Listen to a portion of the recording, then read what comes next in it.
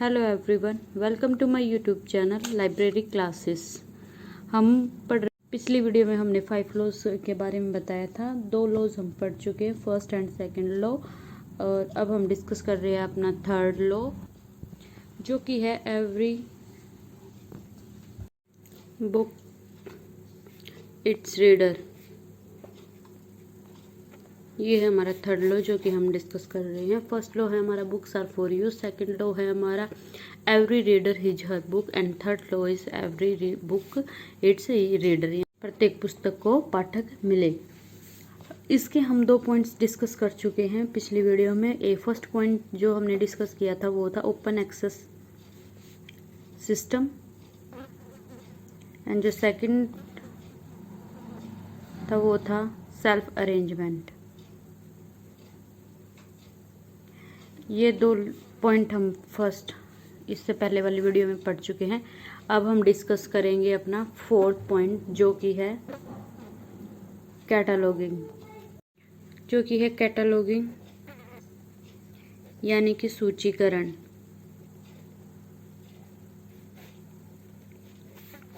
ये पॉइंट हम डिस्कस करेंगे। अब बात करते हैं कि कैटलॉगिंग क्या होती है। जैसे कि हम लाइब्रेरी में बुक्स को अरेंज करते हैं, तो उसको किसके अकॉर्डिंग अरेंज करते हैं? कैटलॉगिंग के अकॉर्डिंग। उसको नंबरिंग दी जाती है, तब हम उसको अरेंज करते हैं।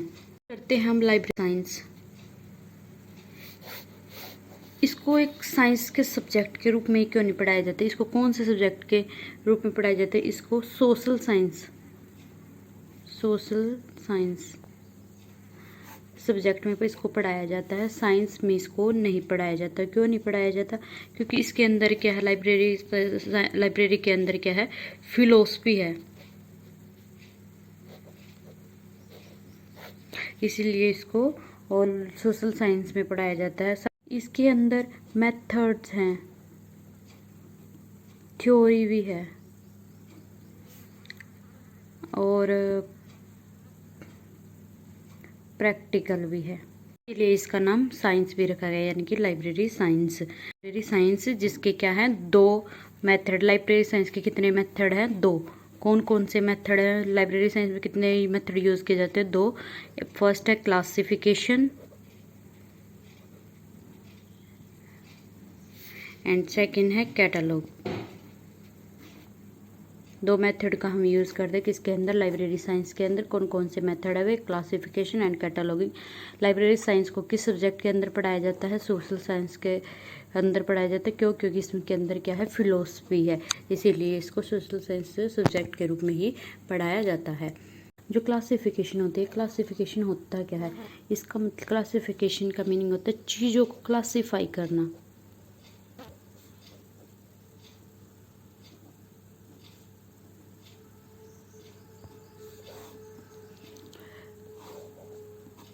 इसमें क्या होता है कि हम क्या करते हैं, अरेंजमेंट करते हैं, किसकी बुक्स की अरेंजमेंट करते हैं।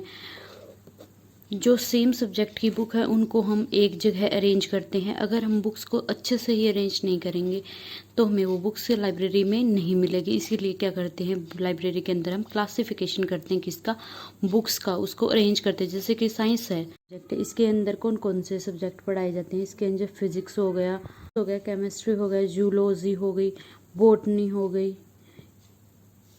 ये सारे के सारे सब्जेक्ट हम किस में पढ़ते हैं? हम साइंस में पढ़ते हैं। तो ये क्या करता है, क्लासिफिकेशन, बुक्स को अरेंज करता है। साइंस की बुक्स को अलग, मैथ्स की बुक को अलग रखेगा। तो यही इसका रोल होता है किसका, क्लासिफिकेशन का। बुक्स को क्लासीफाई करना, हर सब्जेक्ट के अकॉर्डिंग उसको डिवाइड करते हैं, फिर उसको नंबरिंग दे के, किस मेथड के अकॉर्डिंग उसको नंबरिंग दी जाती है, कॉलोन क्लासिफिकेशन या डीडीसी के अकॉर्डिंग उसको नंबरिंग दी जाती है, उसको क्लासीफाई किया जाता है, और फिर उसको क्या करते हैं, सेल्फ में क्या करते हैं, उसको अरेंजमेंट करते हैं। क्लासिफिकेशन में किसका रोल नहीं होता? क्लासिफिकेशन में यूज़र का यहाँ पर कोई भी रोल नहीं होता। यहाँ जो मेन रोल होता है वो किसका होता है? लाइब्रेरियन का। क्योंकि क्या है, जो लाइब्रेरियन ही है जो क्या करेगा, बुक्स को क्लासीफाई करेगा, उसको सीसी या डीडीसी के अकॉर्डिंग क्या करेगा, उसका क्लासिफिकेशन करेगा। कौन करेगा? वो लाइब्रेरियन ही करेगा। यहाँ यूज़र का कोई भी रोल नहीं होता है। इसका रो क्लासिफिकेशन इसीलिए की जाती है ताकि बुक्स जो है क्या हो, जल्दी मिल जाए। कैटलॉग,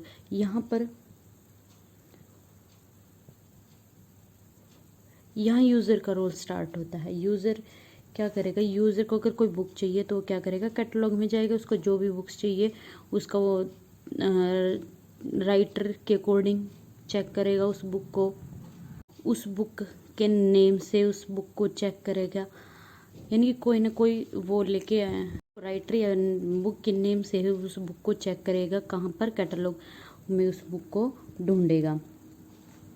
कैटलॉग का मीनिंग भी क्या है, सर्चिंग, यानी कि बुक को सर्च मतलब किसी चीज़ को खोजना। और बुक को सर्च कहाँ किया जाएगा, सबसे पहले ये तो है नहीं कि उस डायरेक्ट लाइब्रेरी के अंदर जाएगा और बुक को उठा लेगा, उससे पहले अब इतनी बड़ी लाइब्रेरी है, उसको क्या पता कौन सी बुक कहाँ रखे, तो इसीलिए क्या बनाए जाते हैं, कैटलॉग बनाए जाते हैं। बुक्स की नंबरिंग दी जाती है, एक कार्ड होता है उसमें बुक्स की पूरी डिटेल लिखी जाती है, कौन सी बुक है, किसके द्वारा लिखी गई, कौन पब्लिशर है, सब कुछ इस कार्ड के अंदर लिखा जाता है। और उस कार्ड को कहाँ रखा जाता है, कैटलॉग में रखा जाता है। यूज़र जाता है कैटलॉग में, उस बुक को चेक करता है कौन सा नंबर है उस बुक का, तो वो वहाँ से बुक को परचेज करता है लाइब्रेरी से।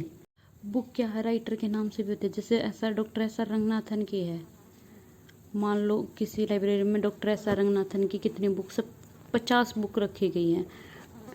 अब राइटर को चाहिए, अब यूज़र को चाहिए एक बुक, अब वो जाएगा डॉक्टर एस आर रंगनाथन की को जिस भी बुक को चाहिए उसको, वो डॉक्टर एस आर रंगनाथन के थ्रू उस बुक को ढूंढेगा, तब उसको पता चलेगा कि उसको जो बुक ढूंढ रहा है उसके साथ साथ डॉक्टर एस आर रंगनाथन की उस लाइब्रेरी के अंदर 50 बुक्स और रखी गई, यानी कि वो 50 बुक्स और हैं डॉक्टर एस आर रंगनाथन की। उससे कैटलॉग से ही पता चला कि डॉक्टर एस आर रंगनाथन की कितनी बुक है इस लाइब्रेरी के अंदर, 50 बुक और हैं इस लाइब्रेरी के अंदर। कौन कौन सी बुक इस लाइब्रेरी के अंदर रखी गई है। अगर उसको कोई बुक्स इंटरेस्टिंग लगती है तो वो उस बुक्स को भी पढ़ेगा। तो इससे क्या होता है कि जो बुक्स यूज़ में नहीं होती थी, जिनका यूज़ ही नहीं होता था, अब उनका यूज़ भी होने लगा, किसके थ्रू, कैटलॉगिंग के थ्रू। अच्छी तरह से कैटलॉग बनाएंगे तो बुक्स इजीली प्रोवाइड हो जाएगी किसको, यूज़र को। हमारा थर्ड पॉइंट कैटलॉगिंग। अब हम बात करते हैं अपने फोर्थ पॉइंट की, जो कि है वो है न्यू अराइवल्स, यानी कि नई पुस्तकों की प्रदर्शनी की जाती है। जब भी लाइब्रेरी के अंदर कोई भी नया स्टॉक आता है तो सबसे पहले क्या करनी चाहिए, उसकी प्रदर्शनी की करनी चाहिए, उसको डिस्प्ले में लगाना चाहिए। लेकिन अगर हम कोई भी नया स्टॉक आया उसको हम क्या करते हैं, उसकी क्लासिफिकेशन करते हैं, उसका कैटलॉगिंग कार्ड बनाते हैं, उसके एंट्रीज डाल के उसको कहाँ रख देते हैं, उसको अलमीरा के अंदर रख देते हैं। तो इससे क्या होगा, जो यूजर्स आएगा उसको इतना तो ये पता चलेगा कि लाइब्रेरी के अंदर क्या नया स्टॉक आया है, कौन सी न्यू बुक्स आई हैं, कुछ भी पता नहीं चलेगा। इससे क्या होगा कि जो भी बुक्स आया, नया स्टॉक आया, उसका यूज़ ही नहीं होगा। सिर्फ कार्ड के थ्रू अगर जो यूज़र को बुक्स चाहिए उसी के अकॉर्डिंग वो उस बुक्स तक पहुंच सकता है, वरना वो उस बुक्स के तक नहीं पहुंच सकता। इसके लिए क्या करना चाहिए, सबसे पहले जो भी नया स्टॉक आता है उसको डायरेक्ट अलमीरा के अंदर ना रख के एक डिस्प्ले बोर्ड होता है वहाँ पर बुक्स को रखना चाहिए, डिस्प्ले में लगा देना चाहिए कुछ टाइम के लिए, कि ताकि अगर यूज़र्स लाइब्रेरी के अंदर, कोई भी यूज़र्स लाइब्रेरी के अंदर अपनी बुक्स परचेज करने के लिए आता है और वो क्या करता है, वो एक डिस्प्ले की तरफ देखता है तो उसको देखते कि हाँ कि लाइब्रेरी के अंदर कुछ नया स्टॉक आया, तो नए स्टॉक को चेक करता है कि कौन सी बुक, किस राइटर की बुक लाइब्रेरी के अंदर आई है। तो वो उसका इंटरेस्ट भी बढ़ता है कि हाँ नया स्टॉक है, कुछ तो नया होगा, उसमें कुछ पढ़ने के लिए एक्स्ट्रा होगा। तो वो क्या करता है, वो बुक्स को, जो भी बुक्स उसको पसंद आती है, उसको इंटरेस्टिंग लगती है, तो उस बुक्स को क्या कर देता है, परचेज कर लेता है, इशू करा लेता है। इससे क्या होगा, जो भी बुक्स है वो भी यूज़ में आ जाती है, उस बुक्स को भी क्या मिल जाता है, उसका पाठक मिल जाता है। ये किससे होता है, हमारा न्यू अराइवल्स, यानी कि जो भी नई पुस्तकें, नया स्टॉक लाइब्रेरी के अंदर आता है उसको डायरेक्ट अलमीरा में ना रख के डिस्प्ले बोर्ड में लगाए, ताकि पाठक को बुक्स वहाँ से दिखे और वो उसकी तरफ आकर्षित हो, उसको अपनी जो भी पुस्तक को पढ़ना चाहता है उसको इश्यू कराए और उसको बुक्स मिले। और बुक्स का भी कैसे क्या होगा, यूज़ ही होगा। कुछ टाइम डिस्प्ले लगाने के बाद उसको क्या कहाँ रखा जाता है, उसको अलमीरा के अंदर रख दिया जाता है। ये था हमारा 4th पॉइंट। अब है हमारा 5th पॉइंट, जो कि क्या है, बुक सिलेक्शन। ये बहुत इंपॉर्टेंट है। ये हमने पीछे भी पढ़ा कि बुक्स को कैसे, लाइब्रेरी के अंदर बुक्स को कैसे सिलेक्ट करना चाहिए। ये नहीं कि हम जो बुक्स सिलेक्ट करते हैं वो ऐसी बुक्स हो जो यूज़र पढ़ता ही ना हो। तो इसीलिए क्या है, बुक सिलेक्शन में भी बहुत अच्छे से ध्यान रखना पड़ता है कि हमें अपनी लाइब्रेरी के अंदर कौन सी बुक रखनी चाहिए और कौन सी बुक नहीं रखनी चाहिए। हमने पीछे पढ़ा था कि अगर लाइब्रेरी के अंदर 500 बुक्स हैं, जिसमें से 200-300 ही बुक्स पढ़ी जाती है और बाकी की जो है वो नहीं पढ़ी जाती। तो जब भी नया स्टॉक लाइब्रेरी के अंदर आएगा तो लाइब्रेरी इस बात का ध्यान रखेगा कि जो ये बुक्स नहीं पढ़ी जाती तो वो उसका स्टॉक ना करके उसको, उस स्टॉक को रिप्लेस करके कौन सी बुक का स्टॉक रखे जो बुक्स पढ़ी जाती है, जिसको यूज़र पढ़ना पसंद करता है, वही बुक्स कहाँ होनी चाहिए, लाइब्रेरी के अंदर होनी चाहिए। इसलिए क्या करना चाहिए, बुक सिलेक्शन के टाइम बहुत ही बारीकी से ध्यान रखा जाना चाहिए। ये भी क्वेश्चन एग्जाम में पूछा जाता है कि बुक सिलेक्शन कौन से लॉ से संबंधित है। तो जो बुक सिलेक्शन है वो किस लॉ से है, वो है 3rd लॉ से। सिलेक्शन किसके लिए किया जाता है, ऑफकोर्स यूज़र के लिए ही बुक सिलेक्शन किया जाता है। बुक सिलेक्शन कौन करता है, लाइब्रेरियन ही करता है। जो हमने वही त्रिमूर्ति अवधारणा जो कि हमने पढ़ी थी, पाठक सबसे पहले किसको इम्पोर्टेंस दी जाती है, पाठक को, फिर उसके बाद पुस्तक एंड देन कर्मचारी। ये रूल हमें याद रखना। कौन सा, त्रिमूर्ति अवधारणा। सबसे पहले जो महम रोल होता है वो किसका होता है, पाठक। पाठक को ही सबसे ऊपर रखा जाता है। पाठक की रुचि, उसी के अकॉर्डिंग ही लाइब्रेरी के अंदर क्या रखी जाती है, बुक्स रखी जाती है।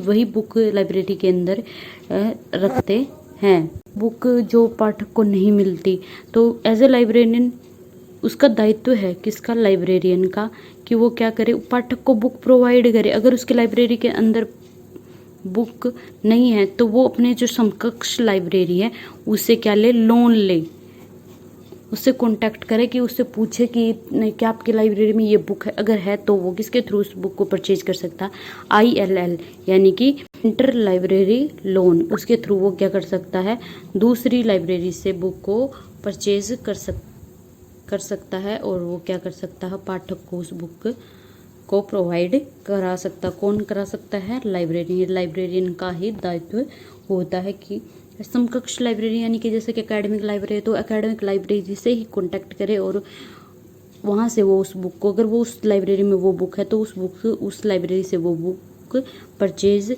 करे। अगर यूनिवर्सिटी लाइब्रेरी है तो वो यूनिवर्सिटी लाइब्रेरी से ही कांटेक्ट करके क्या लेगी, इंटर लाइब्रेरी लोन लेगी। लाइब्रेरी बुक खरीदने से पहले क्या बनाया जाता है, कि बजट बनाया जाता है, जिसके अंदर क्या करते हैं कि कौन सी बुक्स लाइब्रेरी के अंदर खरीदनी है, कौन सी नहीं। इसमें बुक का सिलेक्शन भी किया जाता है। डॉक्टर एस आर रंगनाथन ने क्या किया था, बजट के बारे में बात की थी कि लाइब्रेरी के अंदर की लाइब्रेरी बजट है जो वो इस प्रकार से होना चाहिए कि 50% जो बजट है वो यूज़ होना चाहिए बुक्स के लिए, और जो बाकी का 50% है वो यूज़ होना चाहिए लाइब्रेरी के मेंटेनेंस में, लाइब्रेरी की स्टाफ की सैलरी के लिए, उसको मैनेज करने में, लाइब्रेरी को मैनेज करने, सैलरी, इसमें जो है 50% यूज़ करना चाहिए उसका फर्नीचर में। और जो 50% है वो कहाँ यूज़ करना चाहिए, बुक्स को परचेज करने में ही यूज़ करना चाहिए। किसके according, doctor S R Ranganathan के अकॉर्डिंग।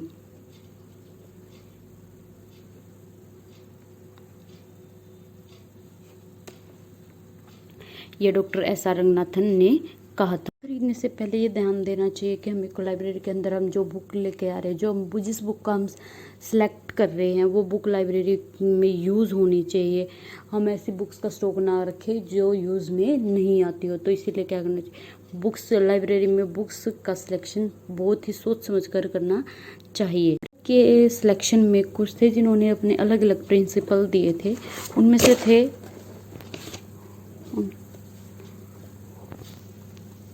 मेलविल डेवी, ये नाम भी आपने सुना है, मेलविल डेवी,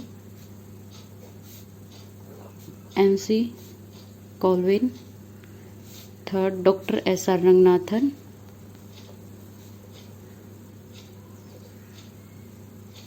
एंड फोर्थ है ड्यूरी।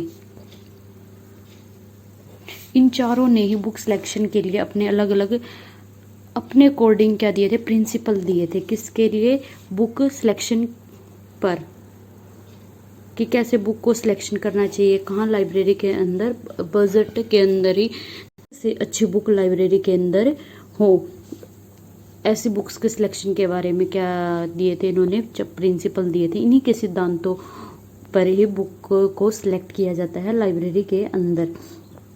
इन्होंने कहा था कि बुक्स का सिलेक्शन ऐसा होना चाहिए कि कोई भी बुक ऐसी ना हो जिसको उसका पाठक ना मिले। तो हमेशा बुक सिलेक्शन अच्छी ही होनी चाहिए, सोच समझ कर करनी चाहिए बुक सिलेक्शन पूरी ध्यान से, ताकि सभी पुस्तकों को उसका क्या मिले, पाठक। यही हमारा क्या है, थर्ड लॉ है। इससे आगे के पॉइंट हम नेक्स्ट वीडियो में डिस्कस करेंगे।